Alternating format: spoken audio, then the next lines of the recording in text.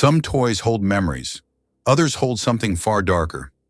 Emma didn't know that when she brought an innocent-looking doll into her home, she was inviting something she could never escape, until the truth changed everything.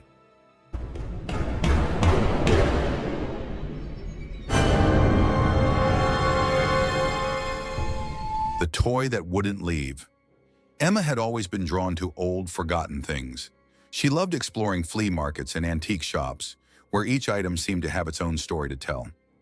One day, in a dusty corner of a flea market, she found a porcelain doll. Its cracked face, deep eyes, and delicate features stood out amongst the rest, as if it was waiting for her. The vendor's voice was hesitant when he spoke, his eyes lingering on the doll. "This one? It's not for everyone. Be careful with it." Emma laughed it off, convinced he was simply trying to make a sale. She didn't think twice about it and decided to take the doll home. At first, everything seemed normal. She placed the doll on a shelf, admiring its antique charm. But that night, something felt off. She woke up to a soft rustling sound and a whispering that seemed to come from the shadows. Emma couldn't make out the words, but the tone was unmistakably familiar, almost childlike. It sent chills down her spine. She got out of bed and walked over to the doll, half expecting it to be in a different position. But no, everything seemed normal. Still, she couldn't shake the feeling that something was wrong. The next morning, she noticed the doll had moved. It was no longer on the shelf where she left it. Instead, it sat on her bed, its face staring at her. Her heart pounded as she tried to convince herself it was just her imagination. But deep down, she knew it wasn't. Days passed, and the strange events became more frequent. The doll seemed to have a life of its own. Emma would leave the house, lock the doors, and when she returned, the doll was always in a different spot.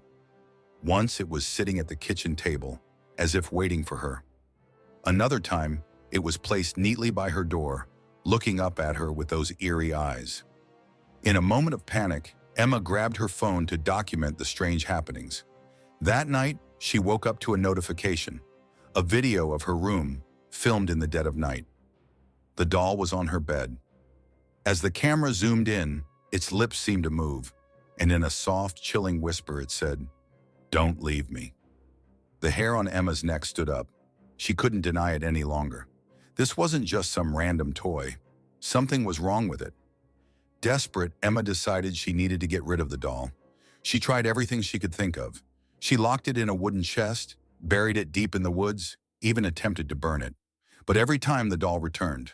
No matter what she did, it was always waiting for her, as if it had a mind of its own. Even the flames wouldn't touch it. They simply died out the moment they came in contact with its porcelain skin. Her fear escalated to the point of desperation. Emma couldn't understand what was happening. Was the doll alive? Was it cursed? But she couldn't escape it, no matter how hard she tried. One night, as she sat in front of the doll, her eyes finally met its own. And that's when the truth hit her like a freight train. The doll didn't just resemble her. Its face was her face. The eyes, the shape of the mouth, the cracks that seemed to mirror the imperfections of her own life.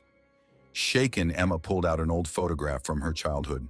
The picture was of her as a little girl, holding a doll.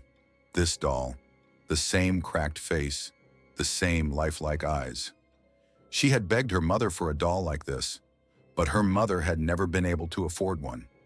Now, years later, Emma realized this doll wasn't just some random antique. It was the very thing she had wished for as a child, and it had somehow found her again. But that's not all. It wasn't just a reflection of her childhood wish. It had been waiting for her, waiting for the loneliness that grew within her, feeding off her desire for love and connection. The doll wasn't just part of her past, it was part of her soul, bound to her by the deepest longing. Emma stopped trying to destroy the doll. Instead, she placed it on the shelf, staring into its lifelike eyes. She whispered softly, "You're safe now." The whispers, the movement, the strange occurrences, all stopped. The doll remained perfectly still, its expression now calm, almost peaceful. But Emma knew that she would never truly be free of it. In the quiet of the night, she sometimes hears the faintest whisper, "Don't leave me."